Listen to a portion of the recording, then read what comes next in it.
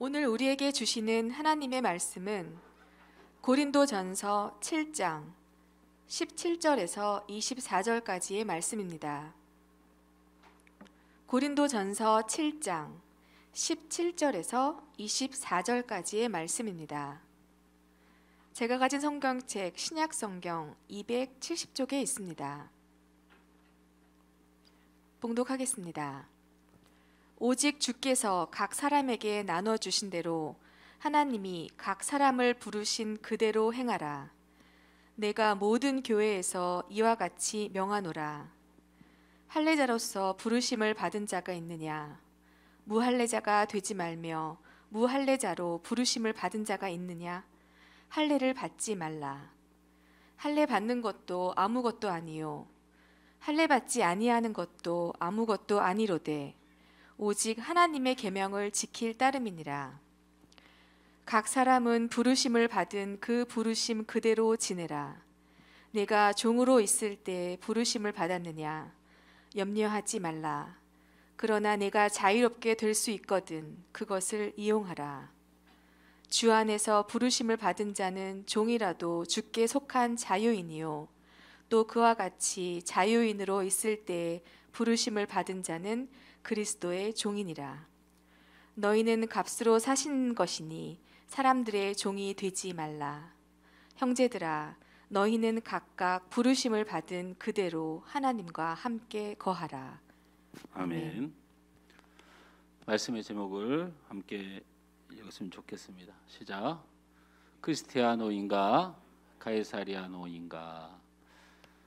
오늘 말씀의 제목을 나중에 말씀을 맺어가며 함께 또 공감할 수 있었으면 좋겠습니다. 어느 사회학자가 이런 이야기를 기록했습니다. 대부분의 사람들은 자기의 모습에 만족하지 못한다. 또한 자기의 상황에 만족하지 못하고 살아간다. 사람들은 현재의 모습과 상황이 달라지면 더 행복할 것이라고 생각한다. 그러기에 사람들의 삶의 방향은 자신이 다른 이들보다 더 나아지길 위해서 살든지 또한 다른 이들이 자신보다 못하게 되길 바라며 살아간다. 이로 인해 이 사회는 병들어 가고 아파한다. 이런 말을 했습니다. 하여간 우리는 우리의 모습과 상황에 만족하지 못해서 더 나은 모습, 상황을 이루기 위해서 살고 또 흉내 내어서라도 내 모습과 상황을 잘 보이게 하고 싶어 한다라는 것이고, 이도저도 안 되면 우리가 선택하는 방식은 다른 이의 내 상황보다 더 깎아내리든지 아니면 다른 이의 상황을 내 상황보다 못한 상황에 위로를 받으면서 살아가는 그런 측면이 우리에게 있다라는 생각을 해보게 됩니다. 혹시 여러분 이런 생각을 한 번쯤 해보지 않으셨나 생각해봐요. 내가 좀 더 잘생겼으면, 내가 좀 더 이뻤으면, 내가 좀 더 키가 컸으면, 내가 좀 더 날씬했으면, 뭐 이런 생각들. 또는 좀 많이 배웠으면, 아니면 좀 재산이 좀 많았었으면, 이런 생각들. 또 좋은 집에서 태어났으면, 내 삶의 환경이 더 좋았으면, 어쩌면 저희 아내가 이런 생각을 했는지 모르겠지만 내가 이 남자하고 결혼을 안 했으면, 이런 생각도 아마 한 번쯤은 해보지 않았을까라고 생각도 해봅니다. 이런 생각에 이런 마음을 먹게 되는 것은 우리 생각에, 의식에 이런 속뜻이 담겨져 있는 것이죠. 행복은 조건이다. 그러니까 우리는 그 행복을 찾는 길을 좀 더 이뻐졌으면, 좀 더 잘생겨졌으면, 좀 더 돈이 있었으면, 좀 더 잘 됐으면, 이 사람이 아니면, 이 집이 아니면, 뭐 이런 생각으로 자꾸 우리 행복의 조건들을 찾아가는 것이 아닌가라는 생각을 해봅니다. 조건 때문에 행복하다고 생각되면 결국에는 그 조건을 위해서 살고 조건 때문에 죽습니다.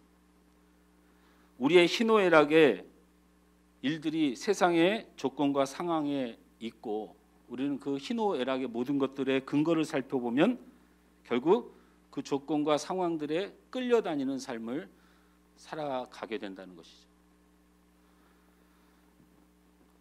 오늘 저는 여러분에게 여러분의 인생이 어떤 인생인가를 말씀 안에서 은혜 안에서 여러분에게 전달해드리면 여러분의 인생은 누구도 대신할 수 없는 그 자체로 그 모습 그대로 존귀한 것임을 잊지 않았으면 좋겠습니다. 그 이유가 있어요.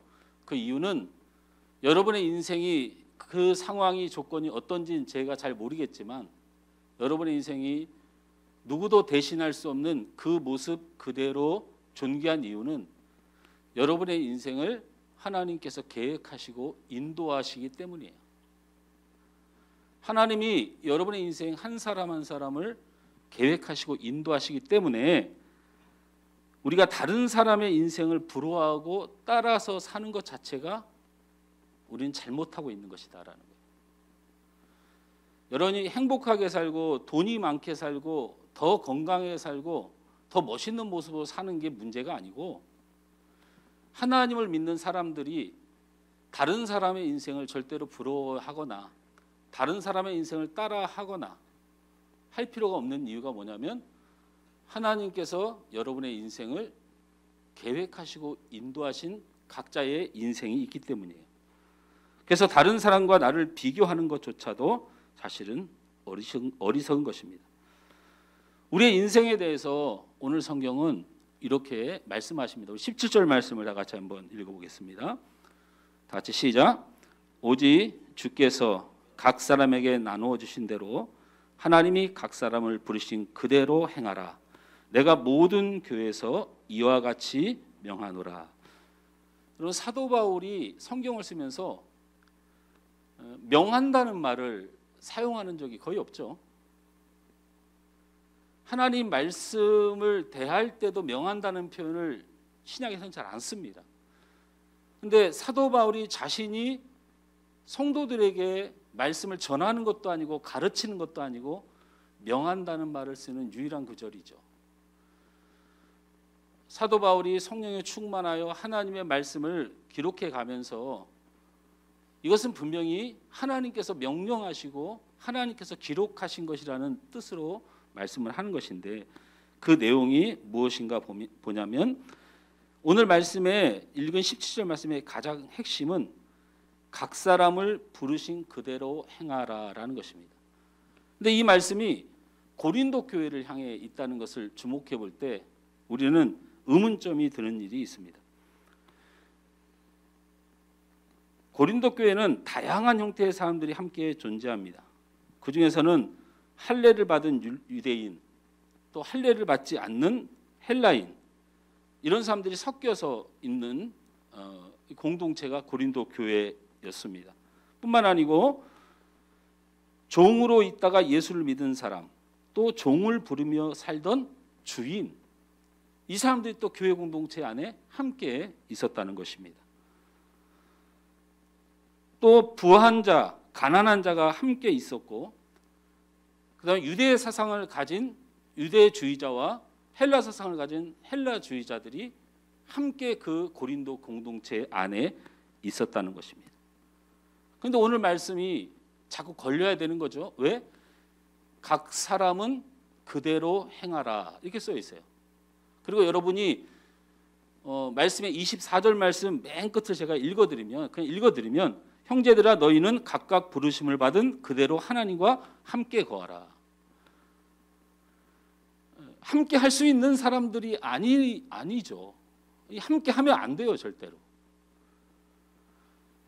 할례를 받은 것이 대단하고 생각하는 유대인하고 우리는 그러면 할례를 받을 수가 없는데 우리 풍습에는 할례란 자체를 할 수가 없고 우리가 이 로마에 살면서 고린도에 살면서 우리가 예루살렘에 가서 제사장들에게 할례를 받을 수도 없는 문제고 현실적으로 불가능한 것을 왜 이렇게 여기서 교회에 와서 따지냐고 말하는 할례 받지 않는 이방인들이 어떻게 교회 안에서 함께 하죠?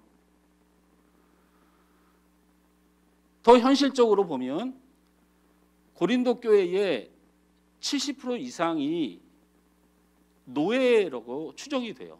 왜냐하면 집권하고 있는 로마의 통치 아래에 있는 모든 사람들은 종이고 노예이기 때문에.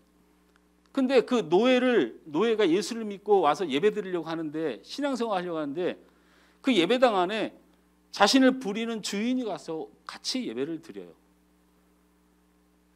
이거는 함께 하는 게 은혜가 아니고 분리하는 게 맞죠.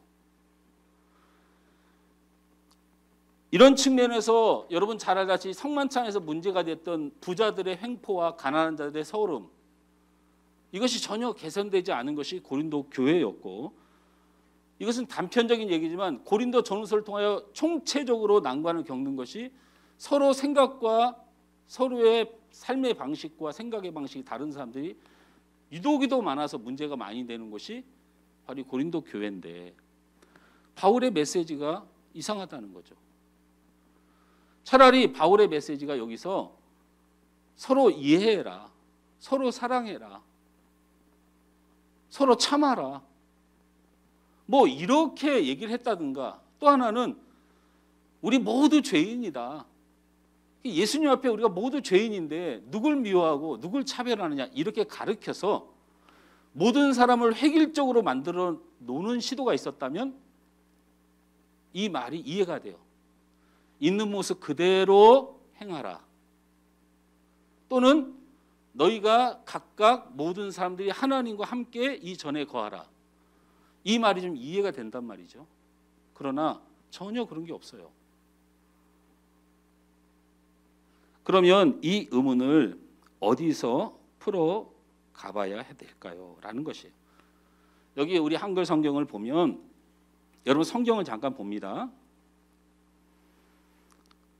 17절부터 보면 오직 주께서 각 사람에게 나누어 주신, 여기 각 사람, 그다음에 그 다음 줄에 하나님이 각 사람을 부르신 그대로 행하라, 여기에 각 사람. 그리고 24절에 너희는 각각 부르심을 받은 그대로 하나님과 함께 하라라는, 그래서 각 사람이라는 단어에 우리가 주목할 필요가 있다라는 거예요. 그래서 한글 성경을 보면 사람들이 막 모여가지고 각 사람이 모여서 하나님이 부르셨으니 그냥 너희들 그냥 함께 하는 것이 맞다, 이렇게 가르치는 우려가 생겨요. 그런데 이 각 사람이라는 단어를 해석하면 뜻이 완전히 달라져요.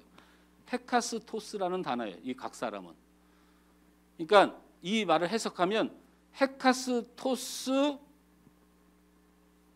그대로 행하라, 헤카스토스 할 거니 그대로 행하라, 이 말이라는 거예요. 여기에 지금 세 군데 단어에 각 사람이라는 단어는 헤카스토스라는 단어를 품고 있어요.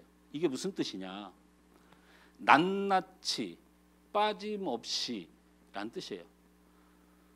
자, 이제 이야기를 만들어 보면 오늘 17절의 주제의 말씀이기도 한 17절의 말씀의 내용이 뭐냐면, 각각 부르심을 받은 대로 그대로 행하라, 이 말을, 각각이란 말을 바꿔보는 거죠. 헤카스토스란 말로 바꿔보면 이런 뜻이 됩니다. 한 사람 한 사람을 하나님이 정확히 역사하실 것이니, 한 사람 한 사람에게 하나님이 임하실 것이니, 너희가 좀 부족하고 연약해 보여도 하나님을 믿고 그대로 행하라, 그대로 함께하라. 아멘. 이제 말이 좀 되죠. 각각 자기 생각대로, 자기 상황대로, 네 신분대로 유대인이든 이방인이든 그냥 뭐 잘 참고 인내하고 이런 뜻의 본질이 아니고, 헤카스토스, 하나님이 한 사람도 빠지지 않고 역사해 줄 테니 하나님을 믿고 너희는 함께하라. 할렐루야. 이런 뜻이 숨겨져 있다는 것입니다. 그래서 그 보여지는 모습과 보여지는 상황, 보여지는 어려움에 낙심하지 말고 하나님의 계획과 뜻을 믿고 함께하라는 그런 뜻입니다. 다시 말하지만 이것 때문에 여러분의 인생은 누구도 대신할 수 없는 그 자체로, 그 모습 그대로 존귀한 것을 알아야 됩니다. 그 이유는 다시 말하지만 우리의 인생은 하나님께서 계획하시고 인도한 특별한 인생이 된다는 것입니다. 18절에서 20절 말씀을 우리 다 같이 똑같은 이야기로 설명하고 있습니다. 함께 읽습니다. 시작. 할례자로서 부르심을 받은 자가 있느냐? 무할례자가 되지 말며 무할례자로 부르심을 받은 자가 있느냐? 할례를 받지 말라. 할례 받는 것도 아무것도 아니고 할례 받지 아니하는 것도 아무것도 아니로되 오직 하나님의 계명을 지킬 따름이니라. 각 사람은 부르심을 받은 그 부르심 그대로 지내라. 이 말씀이요. 이 말씀이 이런 얘기잖아요. 여러분도 잘 알다시피 할례를 받는 것과 할례를 받지 않는 것 다툼이 아주 심했는데 바울은 뭐라고 얘기해요? 헤파스토스 하니 그대로 지내라. 할례를 받지도 말고 할례의 문제도 삼지 말아라. 할례가 옳은 것이면 하나님께서 헤파스토스하여 반드시 받게 하실 것이고 할례가 의미 없는 것이면 그것 때문에 힘들어지지 않는 영혼으로 하나님이 헤파스토스 할 것이다. 역사하실 것이다. 계획하실 것이다. 인도하실 것이다. 변화시키실 것이다. 할렐루야. 그냥 각각 그대로 그냥 지내라. 그렇게 해석되는 것이 아니고 오늘 본문의 내용의 계속 핵심은 우리가 있는 모습 그대로 우리의 모습이 연약해도 하나님은 우리에게 역사하셔서 하나님께 영광을 돌리고 하나님 앞에 승리하시는 삶으로 우리를 인도해 가신다는 말을 우리에게 끊임없이 강조하고 있습니다. 자, 그렇다면 자, 이제 이해가 됐습니다. 자, 내가 지금 뭐가 부족하고 내 상황이 어떻고 우리의 공동체가 어떻고 우리 집안의 아내와 내 관계가 어떻고 부모 자녀 간의 관계가 어떻고 어떻게 보면 많은 설정들이 있을 수 있어요. 그러나 그것이 좋기만 한 것이 아니고 틀어지고 또 서로 안 맞고 또 부족해지고 이런 모습이 있을지라도 헤파스토스 한다라는 하나님이 역사하시고 계획하시고 뜻을 두셔서 이루신다는 거야. 나를 하나님의 뜻 안에 세우든지 내 아내를 하나님의 뜻 안에 세우든지 내 삶의 어떤 조건을 하나님 앞에 뜻 안에 세우든지 하나님께서는 반드시 역사하신다라는 거예요. 그러면 자, 우리가 그렇게 해서 우리가 있는 모습에 낙심하지 않고 우리 모습에 좌절하지 않을 수는 있으나 하나님께서 나를 향하여 어떤 계획과 뜻을 가질까를 비밀로 해둔 적이 없다라는 거예요. 이게 분명하게 어떤 식의 헤파스토스 하나님의 계획과 하나님의 역사하심과 한 사람도 빠지지 않고 하나님이 어떻게 역사하시고 뜻을 가지고 계신가는 우리에게 굉장히 중요한 일이다라는 거예요. 우리 한번 따라서 합니다. 하나님은 우리가 그리스도의 종이 되게 하십니다. 할렐루야. 하나님의 뜻과 계획에는 우리가 그리스도의 종이 되게 하시는 뜻을 가지고 계시다는 것입니다. 바울은 고린도의 성도들에게 예수를 믿는 믿음에 대하여 두 가지 신분을 예시로 제시합니다. 오늘 22절 말씀을 함께 읽습니다. 22절 말씀 시작. 주 안에서 부르심을 받은 자는 종이라도 주께 속한 자유인이요 또 그와 같이 자유인으로 있을 때에 부르심을 받은 자는 그리스도의 종이니라. 종으로 산 자는 자유의 신분을 가진 것이고 주인으로 산 자는 그리스도의 종의 신분을 가졌다는 것입니다. 고린도 교회 안에 종으로 살다 온 사람들은 예수를 믿었으니 자유인이 됐다고 선포를 한 거예요. 또 주인으로 살아오던 사람이 교회 안에 왔는데 너희들이 지금도 주인인 줄 알지만 너희들은 그리스도의 종의 신분을 지녔다. 이렇게 설명을 하면서 이야기를 우리에게 전해주는 것이죠. 이는 우리도 마찬가지입니다. 예수를 믿는다는 것은 죄의 얽매인 종에서 자유인이 된 신분을 가진과 동시에 마음대로 살았던 인생에서 그리스도의 종의 신분을 가지게 된다는 것이에요.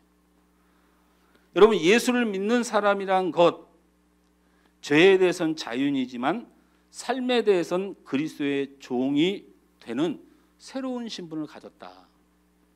할렐루야. 왜 우리를 종 삼으려 하세요? 이런 의미로 따지는 것이 아니고 오늘 바울은 고린도 교회 성도들에게 그리스도인 예수를 믿는 사람들이 가진 신분에 대해서 설명합니다. 죄에 대해서는 자유인이 되었지만 우리가 마음대로 살았던 우리의 인생에 그리스도의 종이 된 이 신분이 바로 우리가 예수를 믿는 자의 신분이다라는 것입니다. 하나님은 우리를 예수 그리스도의 종이 되게 하실 계획과 뜻을 두셨습니다. 그러면 우리가 예수님의 종이 되고 하나님의 종이 되면 하나님께 무슨 유익이 있을까에 대해서 이야기해 볼 필요가 있다라는 거예요. 자, 우리가 종이 되었습니다. 그러면 주인에게 뭔가 이익이 있고 편함이 있고 뭔가 기쁨이 있어야 될 것 같은데, 우리가 그리스도의 종이 되고 우리가 하나님이 종이 되었을 때 하나님께 무슨 유익이 있을까에 대해서 생각해 보면 사도행전 17장 24절에서 25절 말씀을 다 같이 읽습니다. 시작. 우주와 그 가운데 있는 만물을 지으신 하나님께서는 천지의 주제시니 손으로 지은 전에 계시지 아니하고 또 무엇이 부족한 것처럼 사람의 손으로 섬김을 받으시는 것이 아니니 이는 만민에게 생명과 호흡과 만물을 친히 주시는 이심이라. 이 말이 무슨 말이냐면요, 하나님은 섬김을 받는 분이 아니다라는 거예요. 하나님은 너희들이 채워줄 것이 있는 분이 아니다라는 거예요. 여러분, 하나님은 부족한 것이 없습니다. 우리가 하나님께 무엇을 채워드리려고 하는 거죠? 하나님이 돈이 좀 모자라신가요? 하나님이 건강이 모자라신가요? 하나님이 영광이 모자라신가요? 하나님이 평강이 넘치지 않나요? 하나님이 부족한 것이 없는데 우리가 종이에요. 이게 무슨 의미일까? 분명히 성경은 우리에게 얘기합니다. 또 무엇이 부족한 것처럼 사람의 손으로 섬김을 받으시는 것이 아니니 이는 만민에게 생명과 호흡과 만물을 친히 주시는 이심이라. 부족한 것이 없는 분이 우리를 왜 종으로 불렀을까요? 하나도 도움이 안 되는 사람을 나를 왜 부르셨을까요?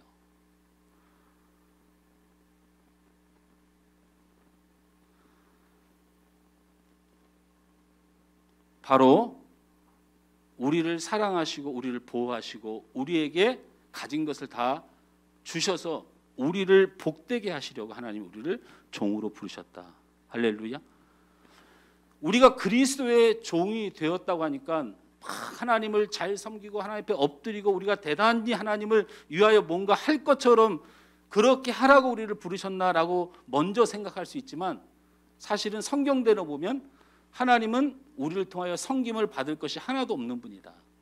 부족한 것이 없는 분이다. 그렇다면 우리를 왜 부르셨을까? 바로 우리에게 복 주시려고, 하나님의 은혜를 주시려고.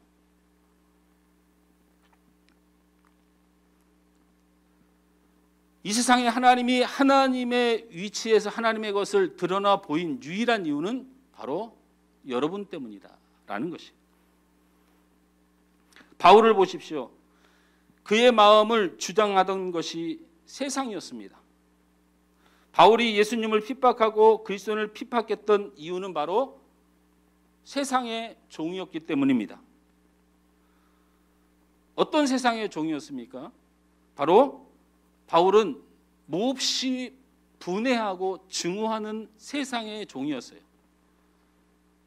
왜 분괴하고 증오할 수밖에 없었냐면, 바울은 여태까지 자기의 삶을 권세에 두었고 기득권에 두었고 힘에 두었어요. 그래서 열심히 어렸을 때부터 공부했고, 그래서 세상 성공을 위해서 열심히 달려왔어요. 그렇게 해서 유대교로 가는 아주 중요한 조직의, 강한 조직의 리더가 되어져 가고 있었어요. 이 사람은 예루살렘에 있을 뿐만 아니고 로마의 유학파인데다가 로마에서도 전적으로 밀어주는 아주 고관의 자리에 갈 수 있는 자신의 삶이었어요. 그런데 그 길을 막아선 사람이 바로 예수님이에요. 예수님입니다. 독사의 자식들아, 하나님의 진노를 너희가 피할 수 있다고 생각하느냐? 많은 사람들이 옛날엔 자신이 나타나면 우우 따라다니고 자신을 높여줬는데 유대의 많은 선민들이 예수님을 따라 졸졸졸 다녀요. 위기의식을 느끼면서 증오심이 폭발했어요. 세상의 종이 되었을 때는 증오로 살았어요. 그래서 그렇게 많은 사람들을 죽이고 예수님을 십자가에 못 박아 죽이고 스데반을 돌로 쳐서 죽이는 사람으로 살게 된 거예요. 그 마음에 세상의 종으로 살다 보니까 더 높아지길 원하고 더 유명해지길 원하는 이 마음으로 살다 보니까 세상의 종으로 살다 보니까 바울은 증오와 야망의 종이 되어서 핍박자요 살인자요 사람들에게 아픔과 상처를 주는 행복하지 못한 삶을 살게 될 뿐만 아니고 하나님 앞에 징계를 받는 사람이 되었죠. 어쨌든 그가 안지를 가졌을 것이다, 또 간질병을 가지고 있었을 것이다, 이렇게 많은 추측을 하는 것은 그냥 하는 것이 아닙니다. 낮에도 넘어지고 밤에도 넘어진다는 자신의 고백이 그것을 증명하고 앞을 보지 못하고 사람을 알아보지 못하여 많은 사람들 앞에 어려움을 갖고 살아갔던 삶의 인생에 대하여 고백했기 때문에 그는 육신적으로도 하나님 앞에 징계를 받은 사람으로 보여집니다. 그런데 바울이 다메섹에서 예수님을 만나고 그는 자신의 행복하지 못했던 세상의 모든 신분을 버린다고 결정합니다. 내가 그동안에 학식의 종이 되고 내가 가문의 종이 되고 건강의 종이 되고 내가 성공의 종이 되고 높아짐의 종으로 살았던 이 모든 것들을 버리겠다고 하나님 앞에 고백하고 그가 결정한 것이 바로 그리스도의 종으로 사는 삶이었습니다. 예수님의 말씀을 따라 살고 예수님과 함께 살고 예수님을 바라보며 살고 예수님 앞에 기도하며 살고 예수님의 뜻이면 살아가는 그리스도의 종의 삶을 선택하게 되었습니다. 그렇게 세상의 종을 버리고 그리스도의 종으로 살아가겠다고 결단한 바울의 변화는 어떤 것입니까? 재산을 많이 가지면 좋겠죠. 그러나 재산이 없어도 별로 상관없는 사람이 되었다는 거예요. 사람들이 박수를 많이 보내주면 좋겠지만 하나님 때문에 하나님 믿다가 야유를 듣고 핍박을 당해도 별로 크게 상관이 없는 사람이 되었다는 것이.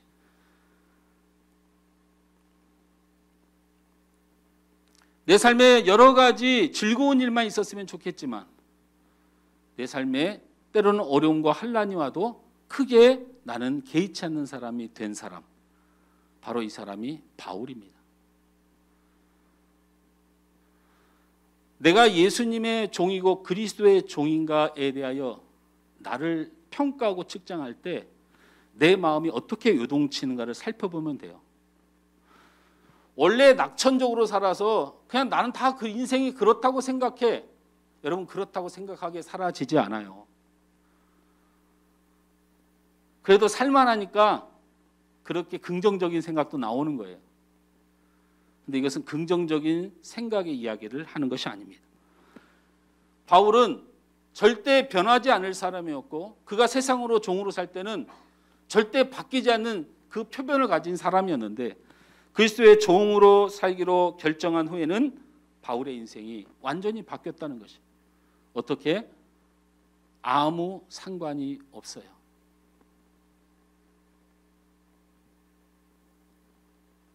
많이 가져도 큰 상관이 없고 적게 가져도 큰 상관이 없어요.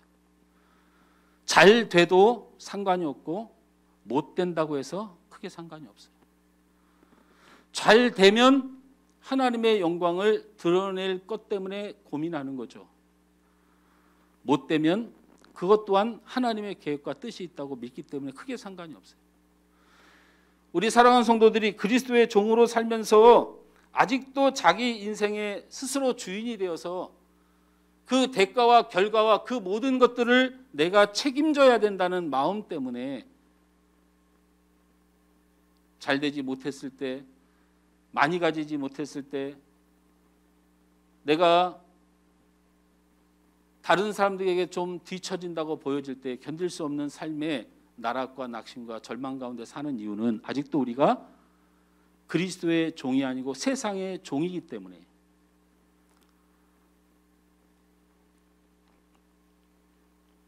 저는 여러분의 인생이 잘 풀리는 길이 무엇일까에 대한 고민을 저한테 물어보신다면 저는 사실은 모릅니다. 제가 이렇게 말하면 하나님의 역사하심에 대한 부정으로 생각할지 모르지만 여러분의 삶은 하나님이 정하셨기 때문에 제가 조금 더 바꿀 수 없습니다. 그러니 저에게 와서 건강을 위해서 기도해 주세요. 제 일이 잘 되도록 기도해 주세요. 사실 이 부탁은 굉장한 갈등을 가져옵니다. 왜? 내가 결정할 수 있는 일이 아닌데 단 한 가지 간절한 소원을 들으시고 긍휼을 베푸시는 하나님의 뜻이 있기 때문에 기도하는 것이지 사실은 여러분의 인생이 잘 되고 잘 풀리는 길이 어떤 길인지 저는 잘 모르겠습니다. 지금 집을 사야 하는지 팔아야 하는지 이 거래가 되어야 하는지 말아야 하는지 여기 살아야 되는지 말아야 되는지 이 직장을 다녀야 되는지 말아야 되는지 저는 솔직히 모르겠어요. 그냥 목사님 기도해 주세요 이렇게 부탁하면 좋겠어요. 어떻게 할까요? 이렇게 물어보지 않았으면 좋겠어요. 근데 정말 디테일하게 목사님 제가 여기 직장 그만둬야 돼요 말아야 돼요 알려주세요 이렇게 말하시는 분 있어요. 저 잘 몰라요.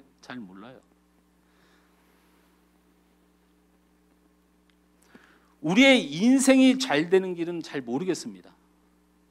그러나 그리스도인이 잘 되는 길은 제가 분명히 알고 있습니다. 그러니까 저한테 우리의 인생이 잘 되는 것이 무엇이냐고 여러분한테 답변을 드릴 수는 없지만 한 가지 분명한 것은 그리스도인이 잘 되는 길은 제가 분명히 알고 있습니다. 그리스도인이라면 여러분이 잘 되고 싶다면 그리스도의 종이 되십시오. 그리스도인의 종이 되십시오. 내가 그리스도의 종으로 살고 있다면 그분의 계획 가운데 여러분의 삶이 있습니다. 그 예수님이 죽었다 살아났다면 그분이 우리의 생명의 주제인 것이 분명한 것입니다. 그분이 많은 병자를 고치셨다면 그분이 우리의 치료자입니다. 예수님이 풍랑 가운데서 그 거센 파도와 바람을 잠잠케 하셨다면 내 인생의 풍랑을 잔잔하라 명령할 수 있는 분이 바로 그분입니다. 그러니 세상 사람들이 인생을 잘 사는 법은 제가 잘 모르겠지만 그리스도인들이 인생을 잘 사는 방법은 분명히 아는데 여러분 예수 그리스도의 종이 되시길 주님으로 축원합니다. 그것이 하나님이 그리스도의 종들에게 약속하신 것이고 그 약속의 복들이 그리스도의 종에게 신실하게 이루어지는 이 현상을 두고 바로 하나님의 영광이라는 단어를 씁니다. 하나님의 첫 번째 이 세상의 창조 목적은 하나님의 영광을 받으시기 위해서요. 하나님은 찬양과 높임을 받으시기 위해서요. 그러기 위해서 하나님께서 우리에게 약속하신 것이 있어요. 바로 그리스도의 사람, 예수를 부르는 모든 자에게 하나님이 복을 주시는 거예요. 그래서 하나님을 믿지 않고 하나님을 알지 못하는 모든 사람들이 예수 그리스도를 믿는 종들이 받을 축복을 보고 하나님을 높이고 찬양하는 일, 이게 하나님이 이 세상을 운영하는 원칙입니다. 그러니 여러분의 인생이 어떻게 하면 잘 될지, 여러분의 인생에 무엇을 하면 성공할지는 제가 잘 모르지만 그리스도인들이 잘 되는 방법은 분명히 아는데 여러분 그리스도의 종이 되시길 주님으로 축원합니다. 그러면 우리는 왜 그리스도의 종이 되어야 할까요? 23절 말씀을 다 같이 읽습니다. 시작. 너희는 값으로 사신 것이니 사람들의 종이 되지 말라. 여러분을 산 곳이 세상이 아니에요. 여러분을 산 분은 바로 하나님이에요. 그래서 우리는 세상의 종으로 살 수도 있고 못 살 수도 있고가 아니고 세상의 종으로 사는 것은 하나님의 심판과 진노의 가장 한가운데 있는 존재가 되는 거예요. 우리가 그리스도의 종이고 그리스도인이 된다는 것은 그냥 되어진 사건이 분명히 아닙니다. 하나님께서 값을 지불하고 우리를 사셨고 이것 때문에 우리는 바로 그리스도의 종의 그리스도인이 되게 된 것입니다. 하나님께서 우리를 구원하실 때 얼마나 많은 값을 지불했습니까? 도대체 우리의 죄값으로 얼마만큼 들었습니까? 하나님은 외아들 예수 그리스도, 그 온 세상과 어떤 것과도 바꿀 수 없는 가장 값진 것을 지불하고 하나님께서 우리를 사신 거예요. 우리는 그리스도의 종이 되는 것이 선택이 아니고 기본적인 상식만을 가지고 있어도 우리의 의식세계에서는 우리를 그 비싼 값에 외아들을 이 땅에 주기까지 이 세상 어떤 것도 바꿀 수 없는 귀한 아들의 값으로 우리의 인생과 우리의 영혼을 사신 분이 바로 하나님입니다. 그렇다면 우리가 누구를 위하여 살아야 하겠습니까? 여러분이 지금 누구를 위하여 살고 계십니까? 이 질문에 회개할 수 있고, 이 질문에 은혜 받을 수 있고, 이 질문에 깨달을 수 있고, 이 질문에 고백할 수 있고 결단할 수 있으면 그 사람이 바로 복된 사람이에요.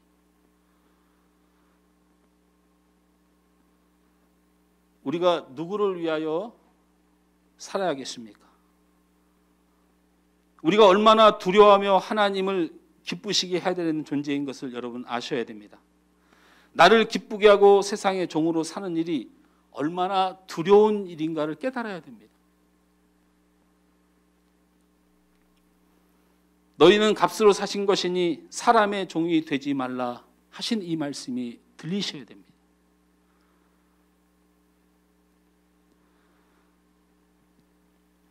왜 우리의 인생이 그리스도의 종이고 그리스도인으로 살아가야 하는지를 기억해야 됩니다.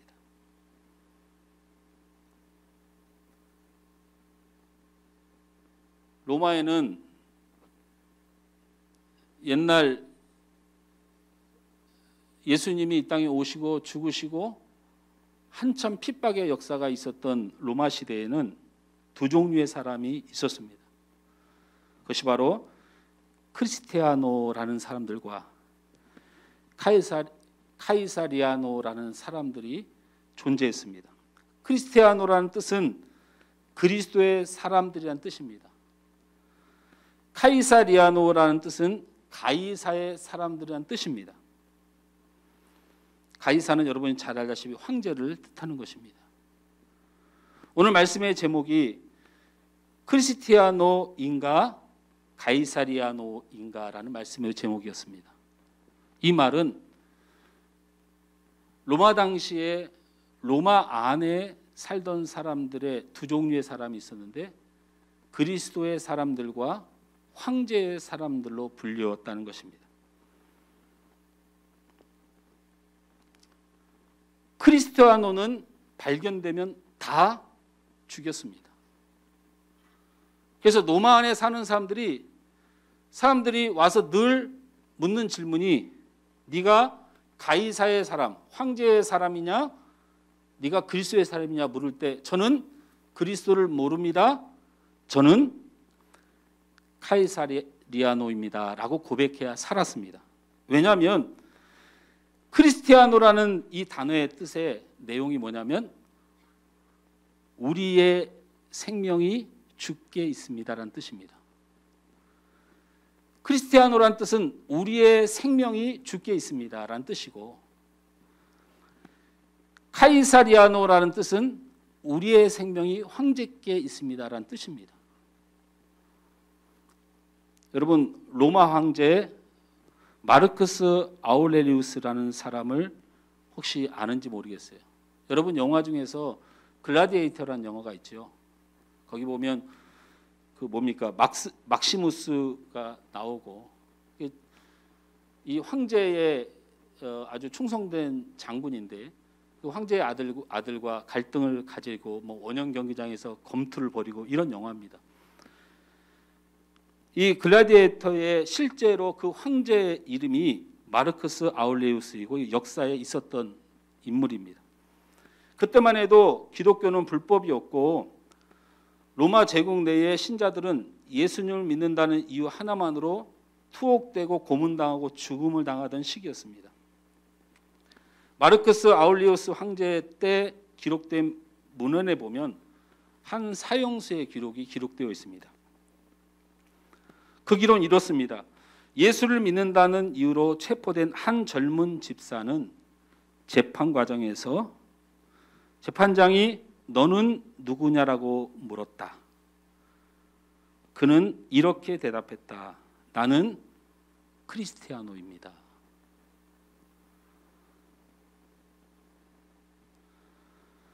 생명이 경각에 달린 위태로운 상황에서 이 집사는 로마 관리 앞에서 이 짧은 대답 외에는 어떤 말도 하지 않았다. 너는 어느 나라 사람이냐 물었다. 그는 이렇게 대답했다. 나는 크리스티아노입니다. 출생지를 물어도 국적을 물어도 어떤 것을 물어도 그는 오직 나는 그리스도인입니다 라고 대답했다. 이 사람이 지금의 오스트리아 빈, 옛날에는 여기 비엔나라고 불렀죠. 비엔나에서 온 상투스라는 집사였다. 이렇게 기록이 되어 있습니다. 결국 황제는 촬영장으로 데려가서 마지막 질문을 합니다. 너의 생명을 쥐고 있는 사람이 누구라고 생각하느냐라고 묻습니다. 그러자 이 상투스 집사는 마지막으로 나는 크리스티아노입니다. 나의 생명은 주께 있습니다. 고대 교회사 유세비우스는 이 장면을 이렇게 묘사했습니다. 그는 자신이 그리스도임을 포기하지 않았다. 하나님도 저의 인생을 포기하지 않을 것이다. 사울은 세상에서 복을 찾아 살았습니다. 하나님 칭찬보다는 사람 칭찬받기를 좋아했고 하나님의 것을 소중히 여기보다는 자신의 것을 소중히 여겨 좋은 양과 소들을 훔쳐 빼돌렸습니다. 그러나 하나님이 사랑했던 다윗은 연약하고 부족한 삶과 죄악의 삶을 살면서도 날마다 울며 이런 고백을 했습니다. 시편 16편 2절 말씀, 내가 여호와께 아뢰되 주는 나의 주님이시오니 주밖에는 나의 복이 없다 하였나이다. 하나님, 제가 세상 가운데 살고 세상 정욕에 살고 세상 탐욕에 살고 내 욕심에 살아가는 부분도 있지만 그래도 저는 주님밖에 없고 그 주님이 내게 진정한 복을 주심이라고 믿고 살아갑니다 라고 고백했습니다. 사랑하는 성도 여러분, 세상의 종이 되지 마시고 그리스도의 종이 되시길 주님으로 축원합니다. 황제가 우리의 생명의 주관자가 아니고 바로 예수님이 우리의 생명의 주관자인 것을 믿고 사시면 여러분의 인생을 통하여 하나님이 반드시 영광을 받으실 것입니다. 우리를 사망과 고통과 아픔 가운데 버려두면서 그것이 영광이라고 말하는 조물주는 세상에 없습니다. 하나님의 영광은 여러분에게 복이 될 줄 믿습니다. 세상에 자신을 맡기지 마시고 그리스도께 자신을 맡기셔 반드시 여러분의 삶에 구원의 역사가 있길 주님으로 축원합니다. 오늘 이 찬양 함께 하면서 우리 오늘 함께 기도했으면 좋겠습니다.